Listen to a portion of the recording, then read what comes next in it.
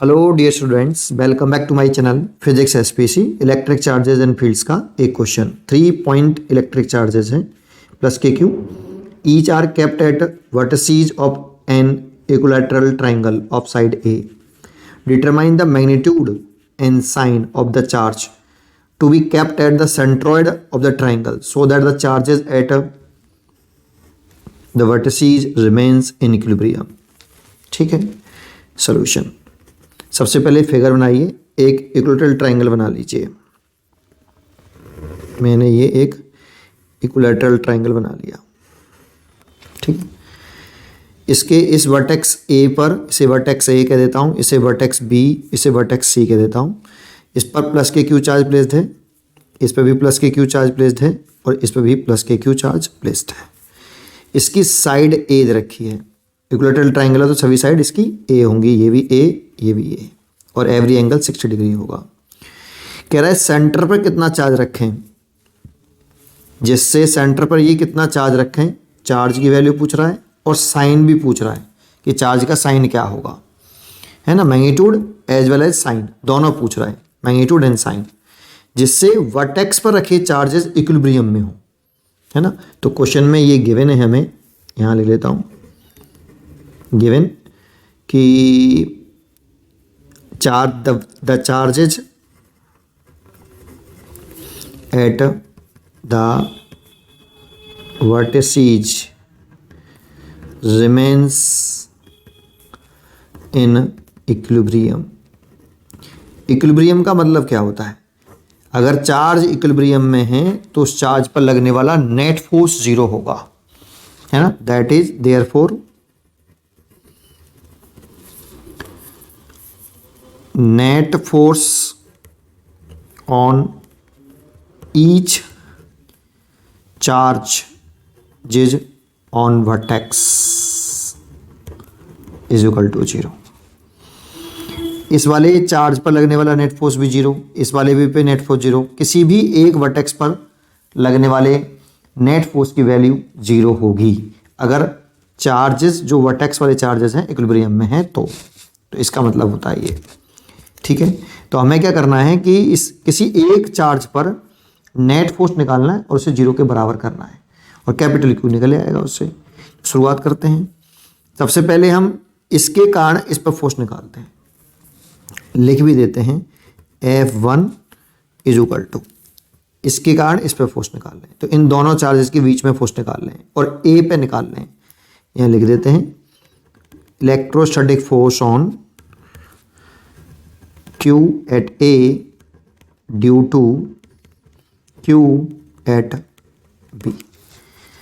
A पर रखे charge पर फोर्स निकाल लें B के कारण, तो निकालिए K दोनों चार्ज का multiply Q square upon separation का स्क्वायर। ये दोनों सेपरेशन आ गए, इनके बीच की सेपरेशन A है। ये भी पॉजिटिव है, ये भी पॉजिटिव है, रिपल्सन होगा तो डायरेक्शन दिखा देते हैं। लाइन जॉइनिंग के अलोंग लगता है और पॉजिटिव चार्ज से अवे लगता है। F1 माना है इसीलिए F1 दिखा दो। ठीक है, ऐसे ही सिमिलरली इस चार्ज की से इस पे फोर्स निकालो तो F2 लिख लो इज इक्वल टू इसके कारण इस पे फोर्स तो K Q square upon A square. यहाँ पर भी लिख दो electric force on Q at A due to Q at C, C के कारण A पर फोर्स। ये दोनों मैग्नीट्यूड में सेम है तो इसीलिए डायरेक्शन कैसे होगी, लाइन जॉइनिंग के अलोंग, ये लाइन जॉइनिंग हो गई और पॉजिटिव पॉजिटिव है तो रिपल्सन होगा और लाइन जॉइनिंग के अलोंग ऐसे आएगा। ये आपका F2 हो गया बेटा। लेकिन यहाँ F1 F2 बराबर हैं, दिख रहे हैं, तो इन दोनों का नेट फोर्स निकाल लो। अब इस जगह पे नेट फोर्स निकालने के मेरे पास दो मेथड हैं, या तो इन दोनों का कंपोनेंट वाले मेथड से नेट फोर्स निकालो F1 F2 का, या फिर सिंपल निकाल लो। तो मैं दोनों तरीके से बता दूंगा, पहले मैं सिंपल से कर रहा हूँ। एक बताओ, ये एंगल 60 डिग्री, ये भी 60 डिग्री और ये भी 60 डिग्री। अगर ये 60 तो ये भी 60 डिग्री, तो इन दोनों का नेट निकालेंगे क्योंकि F1 F2 बराबर है तो रिजल्टेंट इनके बाइसेक्टर से जाएगा। दैट मीन्स 60 डिग्री के बाइसेक्टर से जाएगा, 30 डिग्री से जाएगा अगर बराबर हैं तो। ऐसे ये F डैश हो गया। लेट एफ डैश क्या है, ये नेट फोर्स है of F1 F4 F1 and F2। F1 F2 का नेट फोर्स माना है F डैश, और ये 30 डिग्री से जाएगा, इसके बाइसेक्टर से जाएगा। ठीक है, कैसे लिखें इसको, F डैश रूट के अंदर। भाई F1 F2 के बीच में कितना एंगल है, 60 डिग्री। तो दो वेक्टर के एडिशन वाले फॉर्मूले से कर लो, रिजल्टेंट तो निकालना है, नेट निकालना है। तो पहले वेक्टर का मैग्नीट्यूड का स्क्वायर प्लस दूसरे वेक्टर के मैग्नीट्यूड का स्क्वायर प्लस 2F1 F2 और इनके बीच में एंगल जो कितना है, 60 डिग्री है ना।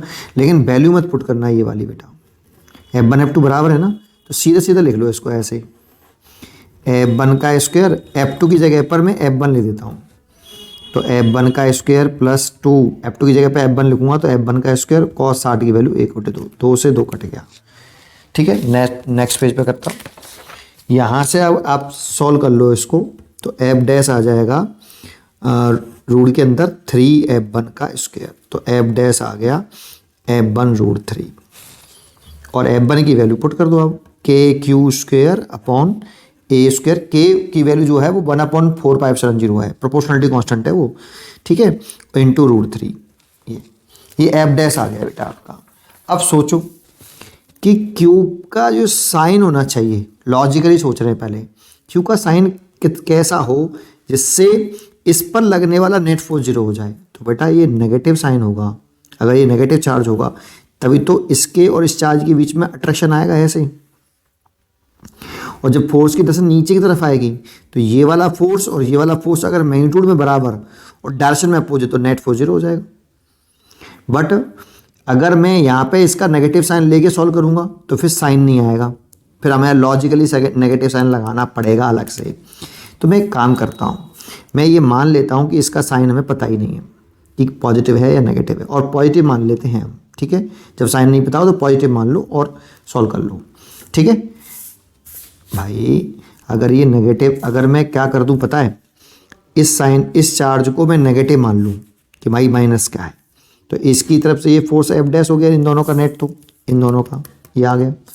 एक ये भी चार्ज तो फोर्स लगा रहा हुआ है इस पर प्लस के क्यू पर, तो इसका फोर्स इधर की तरफ आ जाए F3, और ये दोनों फोर्स मैग्नीट्यूड में बराबर हैं और डायरेक्शन में अपोजिट हैं, तो नेट फोर्स 0 हो जाएगा। लेकिन अगर मैं ऐसा करूँगा तो केवल कैपिटल क्यू का वैल्यू निकलेगी, साइन नहीं निकलेगा।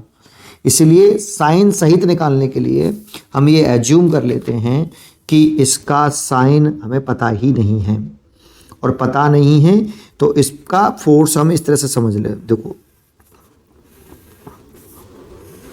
ये है ना, इस जगह पर जो पॉजिटिव क्यू चार्ज था, इस पर इन दोनों चार्जेस का जो फोर्स आ रहा था, नेट फोर्स, वो ऐसे आ रहा है F डैश। ये थर्ड चार्ज और है बेटा, इसकी वजह से भी फोर्स ऐसे इधर ही मान लो F3, ये भी ऐसा मान लो कि ये पॉजिटिव चार्ज है आपका ये वाला, और पॉजिटिव चार्ज है तो पॉजिटिव के बीच में रिपल्सन, और ऐसे होगा। कितना होगा F3, तो F3 निकालने के लिए हमें ये वाली सेपरेशन भी चाहिए होगी। मान लो ये x है, तो x कैसे निकालें साहब, तो देखो यहाँ पर अगर आप यहाँ से एक परपेंडिकुलर, यहाँ से इस वाले एंगल का बाइसेक्ट करोगे ना आप, तो ये 90 डिग्री आएगा बेटा। ऐसे इस एंगल का बाइसेक्ट किया है मैंने ये, तो ये वाली पूरी जो साइड है ये A है, तो ये वाली जो साइड होगी ये A/2 हो जाएगी, यहाँ से यहाँ तक ये वाली, और ये 90 डिग्री है, ये पूरा 60 डिग्री था तो ये 30 डिग्री हो जाएगा। तो इस ट्राइंगल में लगा लो आप, इस ट्राइंगल में क्या लगाएं सोचो, जिसे x निकले आए तो कॉस लगा लो, cos 30 बेस बटे हाइपोटेनियस, है ना।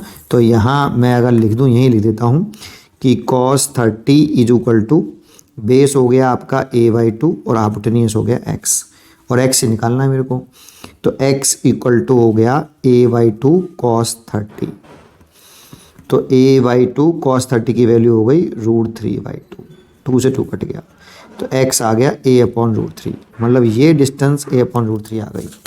इसीलिए अगर हम यहाँ पे F3 फोर्स निकालें, F3 जो किसके बीच में लग रहा है, इलेक्ट्रोस्टैटिक फोर्स लग रहा है ऑन Q पर at A due to capital Q, ठीक है, सेंटर वाले चार्ज की वजह से, K कैपिटल Q और स्मॉल q ओवर इन दोनों के बीच की शॉर्टेस्ट सेपरेशन उसका स्क्वायर, एक्स का स्क्वायर। दर्शन दिखाई दिए मैंने, तो के capital Q small Q upon x की वैल्यू निकाली हमने ए बाई रूट 3, तो इसका स्क्वायर करेंगे तो ए और रूट 3 ऊपर जाएगा तो 3 हो जाएगा बेटा, स्क्वायर भी तो है तो 3 हो गया, ये F3 हो गया है ना। इसीलिए नेट फोर्स निकाल लो अब, net force on small Q at A है ना। तो ये F net is equal to, देखो डायरेक्शन कैसी है, सेम है तो ऐड होंगे, डायरेक्शन सेम होने पर ऐड होते हैं और डायरेक्शन अपोजिट होने पर सब्ट्रैक्ट, और किसी एंगल से होता है तो ये वाला फॉर्मूला लगता है। ठीक है, तो ये ऐड कर दिया मैंने, और इसकी वैल्यू कितनी है 0, भाई नेट फोर्स ही तो 0 है, on each charge on vertex 0, तो नेट फोर्स निकाल लिया ये हमने। ठीक है, चलिए ये नेट फोर्स निकल आया। अब एफ डैश प्लस F3, तो यहाँ से एफ डैश बराबर माइनस F3, तो एफ डैश की वैल्यू कितनी है बेटा आपकी, के क्यू स्क्वेयर अपॉन ए स्क्वेयर रूट 3, और माइनस F3 की वैल्यू कितनी है, के capital Q small Q 3 into 3 divided by A square, A square से तो ए स्क्वेयर कट गया, के से के कट गया, ए क्यू से ए क्यू कट गया यहाँ, और रूट 3 से ये रूट 3 कट गया, यहाँ बचा क्यू और यहाँ बचा माइनस के क्यू बाई रूट 3, तो कैपिटल क्यू आ गया माइनस का क्यू बटे नीचे ले आओ रूट 3, देखो विद साइन आया ये दिख रहा है। अगर आपने यहीं पर लॉजिकली मान लिया होता कि ये माइनस क्यू है, तो ये वाला और ये वाला फोर्स नेट फोर्स निकालता तो सब्ट्रैक्ट करना पड़ता बेटा, एफ डैश माइनस F3, और नेट फोर्स 0 रखता तो एफ डैश माइनस F3, तो एफ डैश बराबर F3, और ये मैग्नीट्यूड लिख रहे हैं बेटा, साइन मत पुट, इसमें साइन पुट नहीं करेंगे बच्चे, कहेंगे सो साइन अपने आप ही आ जाएगा, के अगर नेगेटिव मान लिए तो साइन तो आएगा, नहीं आएगा बेटा। एफ डैश की वैल्यू तो ये हो गई के क्यू स्क्वायर अपॉन ए स्क्वायर रूट 3, और F3 की वैल्यू लिखोगे तो F3 की वैल्यू अभी भी यही रहेगी, भले ही नेगेटिव साइन मान लो, नेगेटिव साइन तो बस बता रहा है, साइन पुट नहीं करते, मैग्नीट्यूड निकाल लेना बेटा, डायरेक्शन थोड़ी निकल रहे हैं, वेक्टर फॉर्म में थोड़ी लिखा है मैंने उसको, है ना। तो साइन मत, साइन अभी भी नहीं आएगा, इसलिए केवल यहाँ पे मैग्नीट्यूड ही निकलेगा, क्योंकि साइन आपने लॉजिकली लगा लिया है। उम्मीद करता हूँ कि ये वाली बात समझ में आ गई होगी। इसको दूसरा तरीके से क्या कर सकते थे आप, इस F1 F2 के कंपेयर कर लेते, फिर कर सकते थे, इतना ही ठीक है, इससे इजी तरीका यही है। उम्मीद करता हूँ कि आपको ये क्वेश्चन जरूर समझ में आया होगा। पढ़ते रहिए और खुश रहिए।